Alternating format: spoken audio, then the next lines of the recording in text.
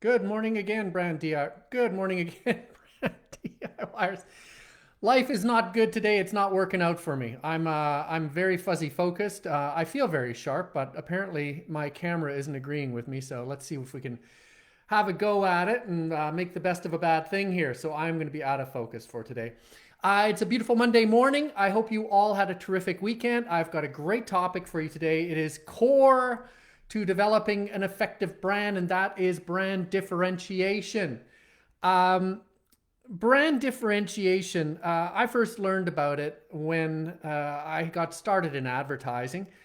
And my creative director, my boss, used to drill it into us that we didn't just have to be persuasive in our messaging, but we had to create highly differentiated communication. What does that mean? We had to study what the competition was doing.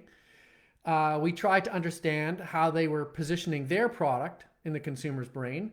And more than that, what their communication looked like. The colors they were using, the typeface they were using, the attitude they were using, the message they had.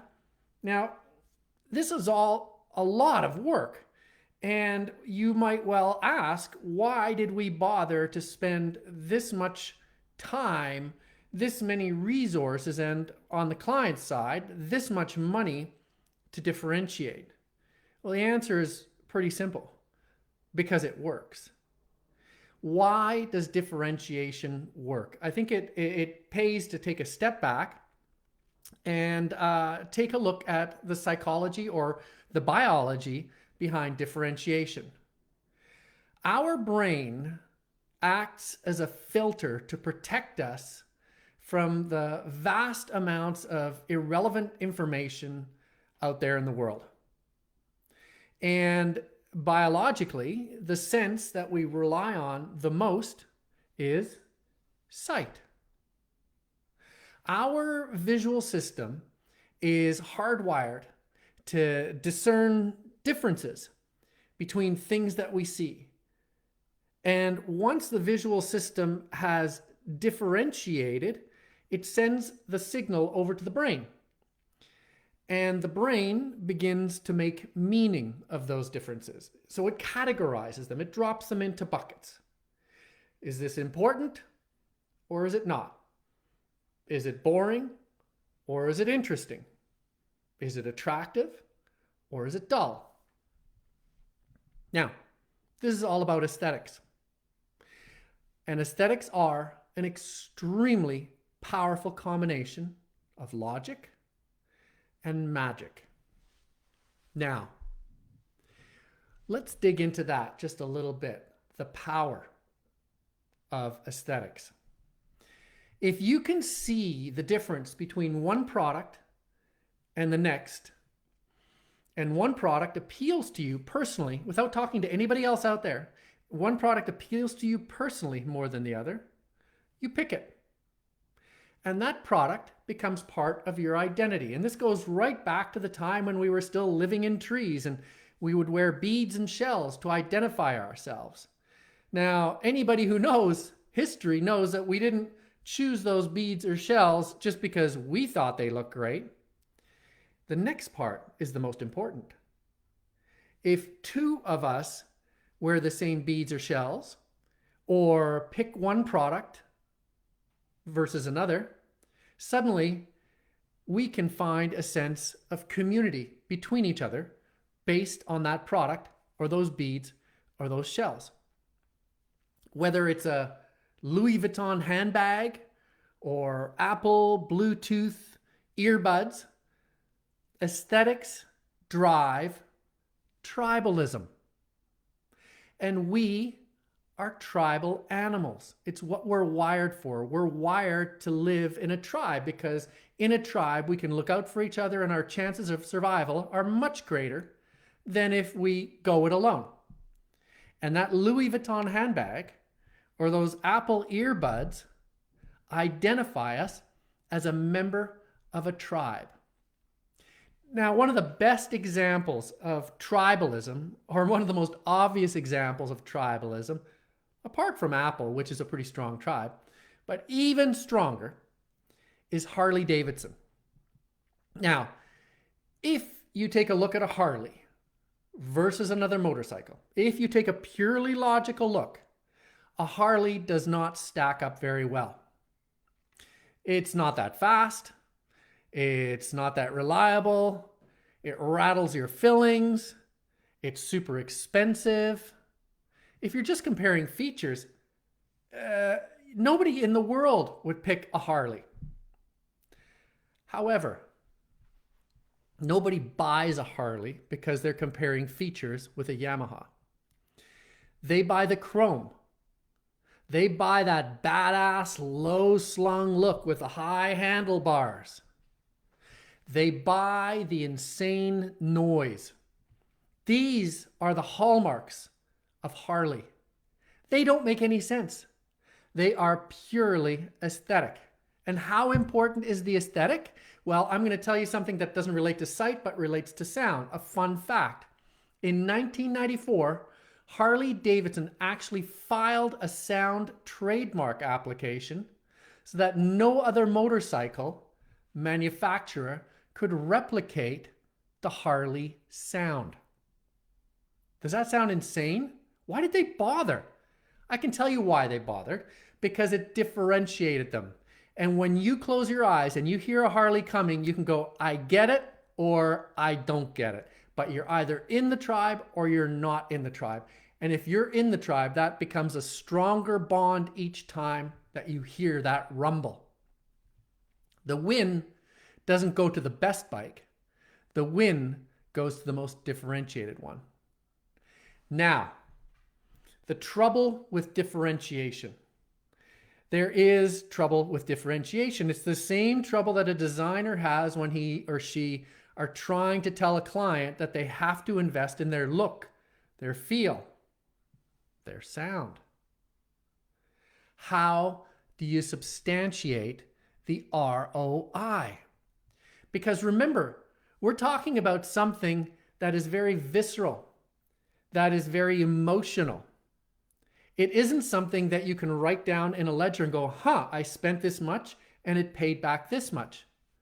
A brand, yes, you can substantiate it. We talked about that before, brand value, but it's harder to substantiate. If you say, I'm going to add this new chip to my stereo that I make, and it's going to result in 10% clearer sound. I get it. 10% clearer, that's a good investment if that's what I think is important. It's easy to understand that if I add a different engine to the car I'm making and it becomes 5% more efficient, I go, I totally understand that. I get that. How do you substantiate the sound of Harley? It's a lot harder.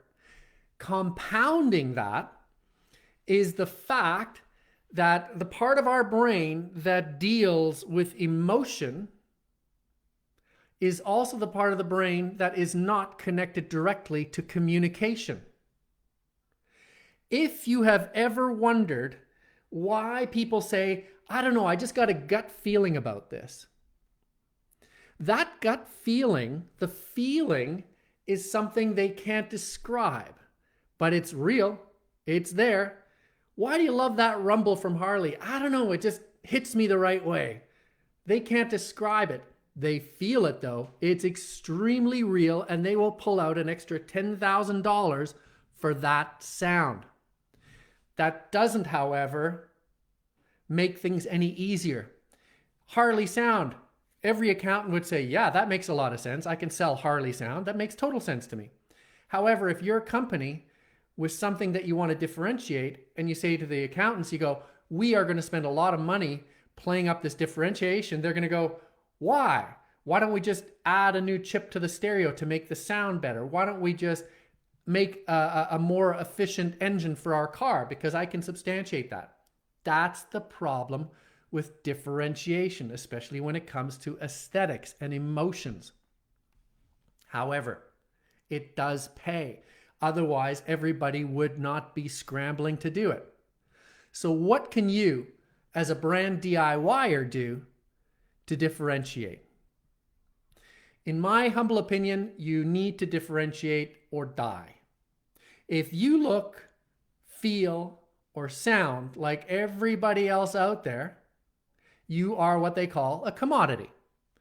And you will be lumped in one big category along with everybody else. You won't be able to price yourself at a premium. That's something for sure. Because if you're a commodity, you look and feel and sound like everybody else, why would I pay more money for you?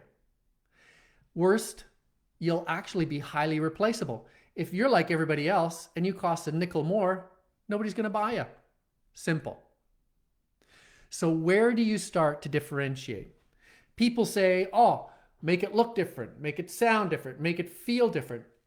I don't buy any of that. If you are a brand DIYer and you want to differentiate your product or your service, the place to start is by asking people who love you what they love about you. What do your customers value the most about you? When they hold your product or buy your product or think about your product, what do they think? Are you the friendliest? Are you the easiest? Are you the most technical and therefore the most nerdy?